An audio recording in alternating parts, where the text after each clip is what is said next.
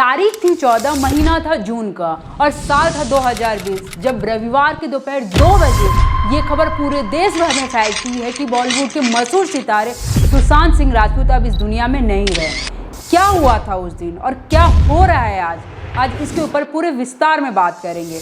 नमस्कार, मैं हूं अनामिका और स्वागत है आपका मेरे चैनल मिस रिलायबल पे।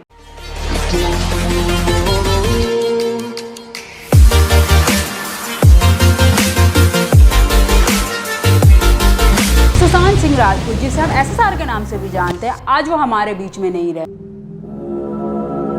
वो एक बिहार के बहुत ही ज्यादा ब्राइट स्टूडेंट जो कि दिल्ली में एडमिशन लेते हैं और वो मैकेनिकल इंजीनियरिंग करते हैं। इनकी इंजीनियरिंग में ऑल इंडिया रैंक 7 आई थी और इन्होंने ओलंपियाड के एग्जाम को भी क्वालिफाई किया था। ऐसा व्यक्ति जिसके पास दुनिया जहां की नॉलेज हो, जो कि बॉलीवुड का एक मशहूर सितारा भी रहा हो, तो क्या आपको लगता है ऐसा व्यक्ति कर सकता है? इसी चीज का जवाब आज आपको इस वीडियो में मिलेगा। जैसे कि मैंने आपको बताया कि सुशांत सिंह राजपूत मैकेनिकल इंजीनियरिंग कर रहे थे। उन्होंने 3 साल पढ़ाई की, उसके बाद उन्होंने ड्रॉप आउट ले लिया।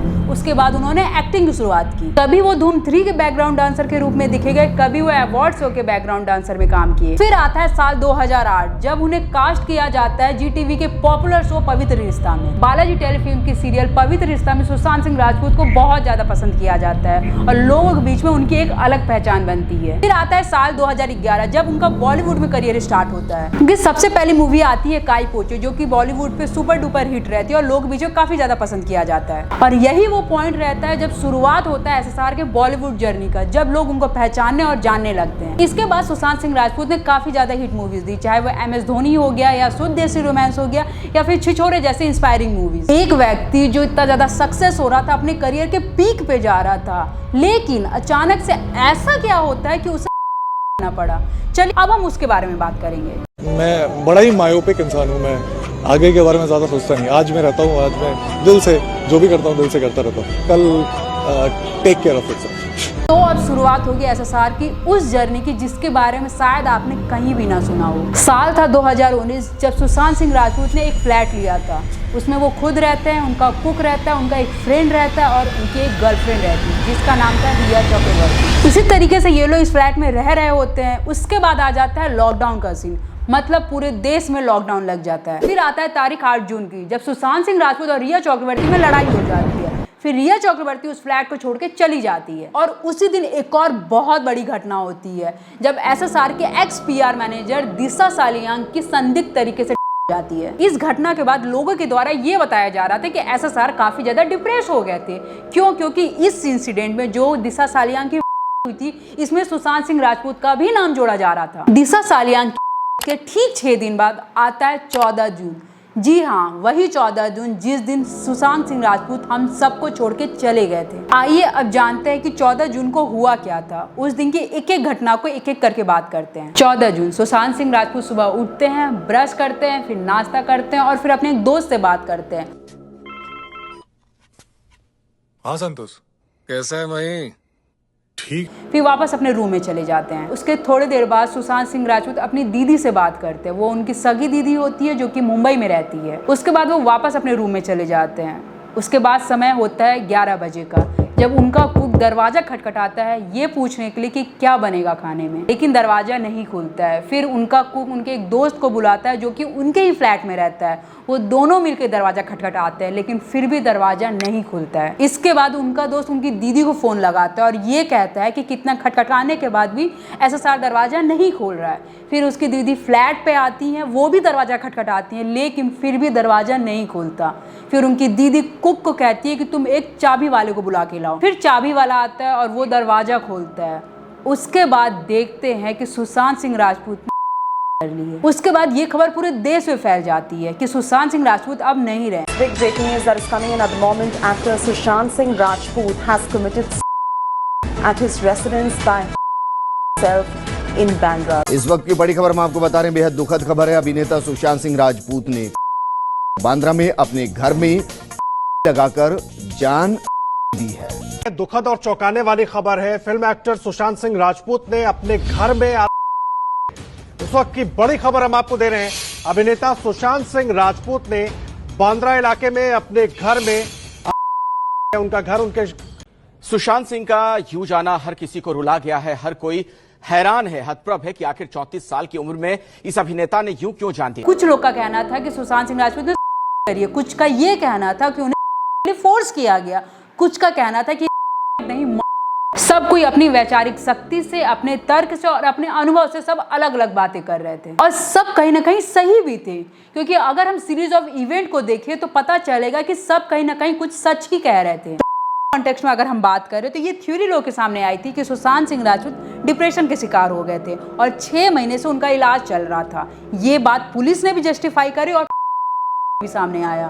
कॉन्टेक्स्ट में जो हमने रिसर्च की है और जो थ्योरी आप तक पहुंचाई गई है, अब वो थ्योरी का या कॉन्स्पिरेसी थ्योरी, अब हम उसके बारे में बात करेंगे। देखिए, सबसे पहले मैं ये बात क्लियर कर दूं कि जो थ्योरी की हम बात कर रहे हैं वो एक कॉन्स्पिरेसी थ्योरी है, इसकी कहीं पुष्टि नहीं है, लेकिन ये लोगों के बीच में है इसलिए मैं आपको बता रही हूँ और मैं भी इसकी पुष्टि नहीं करती हूँ, तो इसको कॉन्स्पिरेसी थ्योरी ही रहने दीजिएगा और इसको तथ्य मत मानिएगा। पहली थ्योरी आती है आदित्य चोपड़ा की तरफ से, जो कि यशराज फिल्म के मालिक हैं। ऐसा बताया जाता है कि आदित्य चोपड़ा और सुशांत सिंह राजपूत के बीच में एक कॉन्ट्रैक्ट साइन हुआ था, जो कि 3 फिल्मों का कॉन्ट्रैक्ट था। अब इस कॉन्ट्रैक्ट में कुछ विचित्र बातें भी थी जो कि मुझे भी समझ में नहीं आई। सबसे पहली बात कि फिल्म हिट है या नहीं, इसका फैसला आदित्य चोपड़ा करेंगे। खैर, ये कॉन्ट्रैक्ट साइन हो जाता है और इस कॉन्ट्रैक्ट में एक और बातें थी, जब तक ये तीनों फिल्म नहीं हो जाती तब तक सुशांत सिंह राजपूत किसी और मूवी में काम नहीं कर सकते। इस फिल्म के लिस्ट में सबसे पहली मूवी आती है शुद्ध देसी रोमांस, जो कि काफी ज्यादा हिट मूवी रहती है और लोगों के बीच में काफी ज्यादा पॉपुलर होती है। इसी लिस्ट में दूसरे नंबर पे आती है व्योमकेश बख्शी, जो कि काफी ज्यादा हिट मूवी रहती है और इसे भी लोगों द्वारा बहुत ज्यादा पसंद किया जाता है। अब इस लिस्ट में जो तीसरे नंबर पे आती है उस मूवी का नाम रहता है पानी, लेकिन वो मूवी काफी ज्यादा डिले होने लगती है, जिसके बाद सुशांत सिंह राजपूत ये सोचते हैं कि अगर मैं इस मूवी के चक्कर में रुका तो मैं दूसरी मूवी को साइन नहीं कर पाऊंगा और इसी के चलते सुशांत सिंह राजपूत पानी मूवी को छोड़ देते हैं और वो दूसरी मूवी करने चले जाते हैं और उस वक्त वो मूवी करते हैं पीके। इसके बाद आदित्य चोपड़ा काफी ज्यादा गुस्सा हो जाते हैं और एक बार लगाते हैं कि अब सुशांत सिंह राजपूत को कोई मूवी नहीं दिया जाएगा और इसी के बाद लोगों का ये मानना रहा कि आदित्य चोपड़ा की ईगो की वजह से सुशांत सिंह राजपूत डिप्रेशन में गया और उन्होंने ऐसा कदम उठाया। अब हम चलते हैं दूसरे कॉन्स्पिरेसी पे, जो थी सूरज पंचोली की।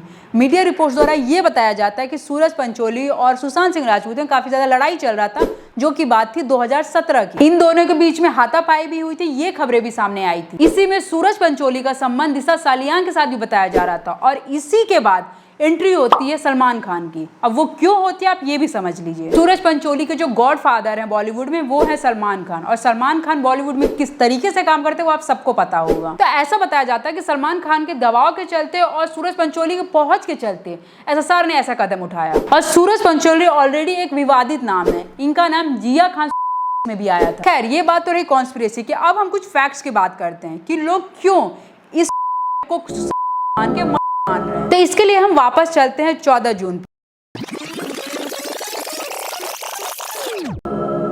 पे, वही 14 जून जिस दिन सुशांत सिंह राजपूत की डेथ हुई थी। उनके पड़ोसी द्वारा यह बताया जाता है कि ठीक 14 जून से एक दिन पहले, जी हाँ 13 जून की रात को सुशांत सिंह राजपूत पार्टी कर रहे थे। More shocking revelations are being made in actor Sushant Singh Rajput's case. The latest is that a big name was present at SSR's party in his apartment the night before his death, as per Times Now. And owing to a particular person's involvement, the investigation by the Mumbai police could be compromised.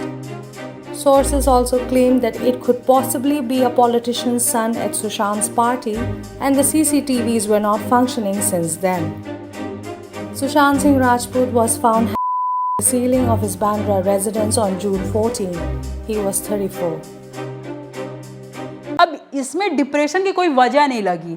आदमी के पास जब fame था, वो success हो रहा था, उसके पास सारी पॉपुलैरिटी थी, तो फिर वो सुसाइड क्यों करेगा? ना ही कोई पैसे की कमी थी, ना ही कोई कर्ज था, और जो उनकी लास्ट मूवी थी छिछोरे वो भी सुपर डुपर हिट गई थी। फिर हम बात करते हैं ब्रेकअप की, तो भाई ब्रेकअप भी 4 साल पहले हो चुका था, अब तो उनकी शादी की बात चल रही थी, फिर भी ये कुछ समझ नहीं आया। अब लोग इसे इसलिए भी कह रहे क्योंकि कुछ ऐसे फैक्ट्स निकल के हैं जो कि काफी ज्यादा सीरियस हैं, जैसे कि जो घर की डुप्लीकेट चाबियां थी वो गायब थी। Statement to the CBI which was recorded day before yesterday in Delhi, Sushant's sister Meetu Singh has now said that when the family handed over the flat keys to the owner on the 18th of July, keys of the room where Sushant was found under mysterious circumstances wasn't found.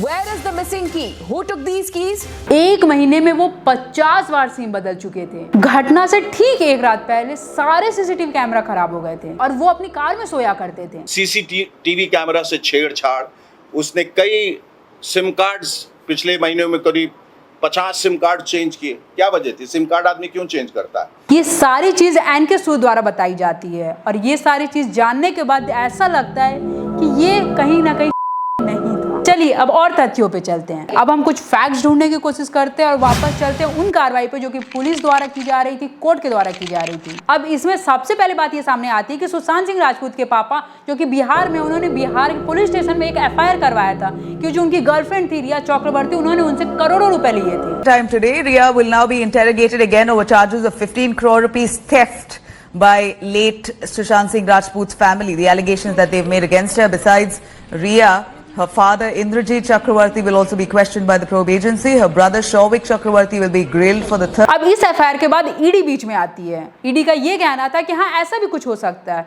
फिर बाद में वो कहती है कि नहीं, हमें ऐसा कुछ भी क्लू, ऐसा कुछ भी प्रूफ नहीं मिला। उसके बाद ये केस चला जाता है सुप्रीम कोर्ट में। सुप्रीम कोर्ट मुंबई पुलिस से ये केस वापस लेके CBI को दे देती है और उसके बाद CBI रिया और उनकी फैमिली से पूछताछ करना शुरू करती है। The Central Bureau of Investigation has now registered an FIR in the Sushant Singh Rajput case. India Today has accessed a copy of the CBI FIR. In fact, Riya Chakravarti, her brother Shauvik and their parents have now been charged with abatement of wrongful restraint and confinement, theft, breach of trust and criminal intimidation. और फिर वहीं पे entry हो जाती है NCB की। NCB के द्वारा कई सारे केसेस को उजागर किया जाता है, जैसे कि रिया और उसके भाई का कनेक्शन था डीलर से। नारकोटिक्स कंट्रोल ब्यूरो यानी NCB ने कनेक्शन में अब तक 3 लोगों को गिरफ्तार किया है।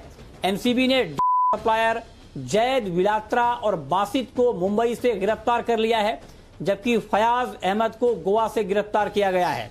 आपको बता दें कि जैद का बासित परिहार और सूर्यदीप मल्होत्रा नाम के 2 लोगों से भी चैट सामने आया है और ये दोनों रिया के भाई शोविक चक्रवर्ती के साथ जुड़े हुए हैं। शोविक के बासित परिहार और सूर्यदीप मल्होत्रा से जुड़े चैट्स होने की बात भी सामने आई है। Top NCB officials grilled Riya Chakraborty over her alleged connection with battle over Sushant Singh Rajput's death on Sunday. On Friday, Riya's brother Shauvik Chakraborty was arrested by NCB over the abuse angle in Sushant's case. इसके बाद dealing और बॉलीवुड, ये सारी चीज अपने आप में बड़ी होती चली जाती हैं। और उसके बाद एक बहुत बड़ा नाम सामने आता है जो कि एक बहुत बड़े पॉलिटिशियन थे, जो कि कोई और नहीं, महाराष्ट्र के CM के बेटे थे। जी हाँ, आदित्य ठाकरे। अब इसमें ठाकरे का नाम कैसे आता है? तो इसका नाम ऐसे आता है कि रिया चक्रवर्ती द्वारा ये स्टेटमेंट दिया जाता है कि वो कहीं से कहीं तक भी उद्धव ठाकरे के कनेक्शन में नहीं है। अब इसमें ये बात आती है कि इनसे ये बात पूछे किसने थी? ना इनसे पुलिस ने पूछा, ना बिहार के किसी पुलिस ने पूछा, ना ही CBI ने पूछा और ना ही सुशांत सिंह राजपूत के फैमिली ने पूछा। फिर इन्हें अपने आप ही ये सफाई क्यों दी? सुशांत के पिता के वकील विकास सिंह ने रिया चक्रवर्ती पर हमला बोलते हुए कहा है कि वो खुद को क्लीन चिट कैसे दे सकती है। उन्होंने रिया की मंशा पर सवाल उठाते हुए कहा कि रिया ने आदित्य ठाकरे के नाम का जिक्र क्यों किया, जबकि सुशांत के परिवार ने कभी भी आदित्य का नाम लिया ही नहीं। सुशांत सिंह राजपूत के सच का इंतजार पूरे देश को है। सुशांत को लेकर किए जा रहे दावों में अब इनकी ये सफाई देने के बाद SSR के वकील का भी एक स्टेटमेंट आया था, अभी आप ये सुनिए। परिवार के वकील का कहना है कि जब उन्होंने आदित्य ठाकरे का नाम नहीं लिया तो रिया को सफाई क्यों देनी पड़ रही है। देखिए, आदित्य ठाकरे का तो हमारे कंप्लेंट में भी कोई जिक्र नहीं है, इसलिए मैं क्यों बोलने जाऊंगा। अगर नहीं जानती है तो बहुत अच्छी बात है, नहीं जानती है मतलब वो जानती है, नहीं जानती है वो बोल क्यों रही है। हमने FIR में या कोई परिवार की तरफ से कोई ऐसा स्टेटमेंट आया है जो हमने कहा है कि आदित्य ठाकरे का कोई इसमें इन्वॉल्वमेंट है? तो पता नहीं कि जैसे कहते हैं ना, चोर के दाढ़ी में तिनका, आप बोल क्यों रही हैं अपनी तरफ से। इसके बाद बिहार पुलिस ने रिया चक्रवर्ती के मोबाइल की जांच की। उसमें ये बात सामने आई कि रिया चक्रवर्ती के नंबर पे किसी एक AU नाम का 40 बार फोन आया था और इस AU का मतलब निकाला गया आदित्य उद्धव ठाकरे।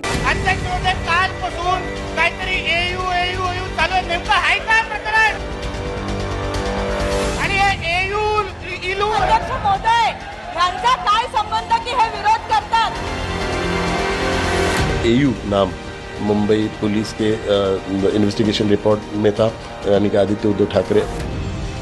गड़े मुर्दे उखाड़े जा रहे हैं। 44 बार एयू नामक व्यक्ति ने रिया चक्रवर्ती को फोन किया था। उद्धव और आदित्य की घेराबंदी हो रही है। आदित्य ठाकरे का वो मर्डर के लोगों के साथ उनका संबंध, जो रिया चक्रवर्ती के बारे में बताया, उनको जो फोन कॉल आए थे, 44 फोन कॉल्स आए थे, उसमें एयू नाम मुंबई पुलिस के इन्वेस्टिगेशन रिपोर्ट में था, लेकिन बिहार पुलिस के जब भी इन्वेस्टिगेशन की रिपोर्ट है उसमें ऐसा पाया गया कि उसमें आदित्य उद्धव यानी कि आदित्य उद्धव ठाकरे ऐसा दिखाया। जैसे ही इस केस में उद्धव ठाकरे के बेटे का नाम आता है उसके बाद ही नार्को टेस्ट की मांग की जाती है, लेकिन आज तक इसका अप्रूवल नहीं मिला। अब चलिए उन बातों पे जो हमने खुद ने रिसर्च करी है और कहीं ना कहीं हमें ये लगता है कि ये चीज हो सकता है। चलिए अब हम उस बारे में बात करते हैं। आज से कुछ दिन पहले एसएसआर की एक बहन का पॉडकास्ट आया था जिसमें उन्होंने ये कहा था कि अभी तक ये गुत्थी सॉल्व नहीं हुई है कि एसएसआर का डेथ हुआ था या उनकी हुई थी। फाइंड किए हैं, but we want everybody to know and we also want to know what exactly happened, like you know in proof this what happened. नहीं तो पता वो वुंड नहीं हील होता है, वो वुंड खुला रहता है, राइट? क्योंकि बहुत सारे लोग भी पूछते हैं ना क्या हुआ क्या हुआ क्या हुआ, राइट? विदाउट प्रूफ के अगर, हाँ ऑफ कोर्स विदाउट प्रूफ के you know we can not say ये हुआ या ये हुआ।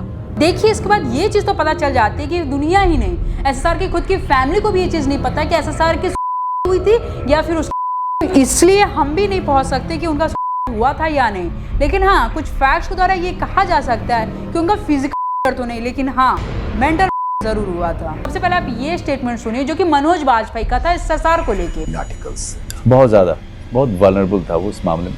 अच्छा आदमी था, बहुत ही अच्छा आदमी, और अच्छा आदमी ही अफेक्टेड होता है, राइट? वो बहुत बार आके मुझसे पूछता था कि सर मैं क्या करूं, तो मैं उसको कहता था कि यार तू ज़्यादा सीरियसली मत ले, मैं जानता हूं क्योंकि मैं भुगत चुका हूं, भुगत रहा हूं, मैं अभी तक भुगत रहा हूं। कुछ एक लोग हैं भाई, जो लोग जिनकी फिल्में चल रही हैं, जो पावर में हैं, उनको हैंडल कर। मैं तो हैंडल दूसरे तरीके से करता हूँ। मैं तो उनको दोस्तों को बोलता हूँ कि उसको बोलना कि आके मारूंगा मैं तुझे क्योंकि मैं जानता हूँ कि दोस्त जाके बोलेगा कि मनोज कह रहा था तुझे मारे। जैसा कि मनोज बाजपेयी द्वारा बताया गया कि किस तरह आउटसाइडर का हैरेसमेंट होता है बॉलीवुड इंडस्ट्री में, तो क्या ये चीज सोचने वाली बात नहीं है कि सुशांत सिंह राजपूत के साथ भी ऐसा हुआ होगा? इसके बाद मनोज बाजपेयी का एक और स्टेटमेंट सामने आया था कि किस तरीके से एसएसआर के बढ़ते कद की वजह से उनके साथ पॉलिटिक्स होना शुरू हो गया था। इसे मैनेज करूं, देखिए इंडस्ट्री में पॉलिटिक्स हमेशा होती रही है, और जब आप ऊपर बढ़ते हैं तो पॉलिटिक्स जो है वो फिर अच्छी नहीं रहती, वो और घिनौनी होती चली जाती है, क्योंकि फिर आपके बढ़ते हुए पोजीशन से, आपके बढ़ती हुई शक्ति से लोगों को प्रॉब्लम होनी शुरू हो जाती है, कंपटीशन इतना सख्त हो जाता है। मैं चूंकि जिद्दी और मोटी चमड़ी वाला आदमी, तो शायद मैं इन सब चीज़ों को मैनेज करता हुआ आज यहाँ पे आपके सामने बैठा हूँ। सुशांत ऐसा नहीं था, राजनीति का शिकार हुआ। राजनीति का शिकार नहीं कहूँगा मैं, वो इतने सारे पॉलिटिक्स को, इतने सारे लॉबिज्म को वो मेरे ख्याल से, क्योंकि मुझसे बहुत ज़्यादा बातें करता था कि मैं इस चीज़ को कैसे हैंडल करूँ, उस चीज़ को कैसे हैंडल करूँ, उसको परेशान करती थी चीज़ें मानसिक तौर पे। वो उस मामले में मैं कहूँगा कि वो चीज़ों को ले नहीं पाया, मैं ले पाया, या हमारे जिस तरीके का हीरो वो बनना चाहता था, एक्टर वो बनना चाहता, तो वहाँ पर बहुत ज़्यादा पॉलिटिक्स है सर। ये गली गुलियाँ करने के लिए पॉलिटिक्स कुछ नहीं है।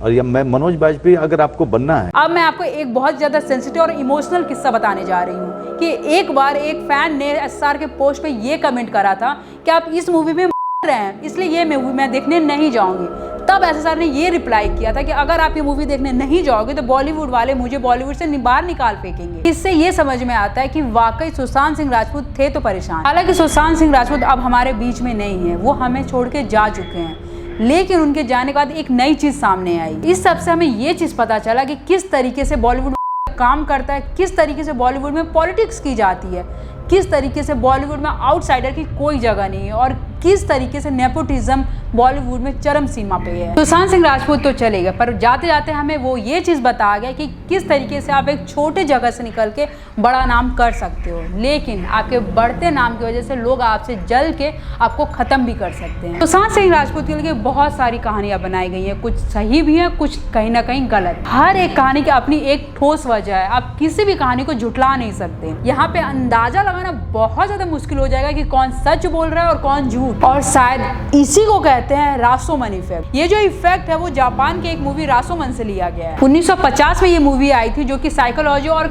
इस फिल्म में बताया जाता है कि एक आदमी की हो जाती है और उसकी बीवी का हो जाता है। इस घटना के 4 चश्मदीद गवाह बनते हैं। पहला उसकी बीवी, दूसरा डाकू, तीसरा समुराई, चौथा एक लकड़हारा। चारों की अपनी अपनी कहानियां होती है, वो भी ठोस सबूत के साथ। तो कि इस मामले को हम 4 नजरिए से देखते हैं। चारों की अपनी अपनी कहानियां होती है और चारों के पास ठोस वजह भी होते हैं। कुल मिला के ये कहानी आपके दिमाग के साथ खेलती है। ये अंदाजा लगाना मुश्किल हो जाता है कि कौन सच बोल रहा है और कौन झूठ, और इसी से हमें ये भी सीख मिलती है कि हर कहानी अपने में सच भी हो सकती है और झूठ भी। खैर, सच तो अभी सीबीआई के हाथ में है। सीबीआई जांच करेगी क्या सच है क्या नहीं। सीबीआई की जांच की रिपोर्ट आने के बाद हमें पता चलेगा कि क्या था इसके पीछे असली कहानी। तब तक आप और हम दोनों ही वेट करें। लेकिन इस वीडियो में मैंने आपको कुछ तथ्य और कुछ फैक्ट्स बताए हैं जिसके आधार पर आप ये खुद डिसाइड कर सकते हैं कौन सही है और कौन गलत। आई होप सो आपको मेरा ये वीडियो पसंद आया होगा, मेरे सर्च या मेरे फैक्ट्स आपको पसंद आए होंगे। आपका क्या ओपिनियन है इस वीडियो को लेकर, आप कमेंट सेक्शन में ज़रूर बताइएगा। अगर आपको मेरी ये वीडियो अच्छी लगी हो तो आप इसे लाइक करें और शेयर करें। बाकी मिलते हैं नेक्स्ट वीडियो में। जय श्री महाकाल।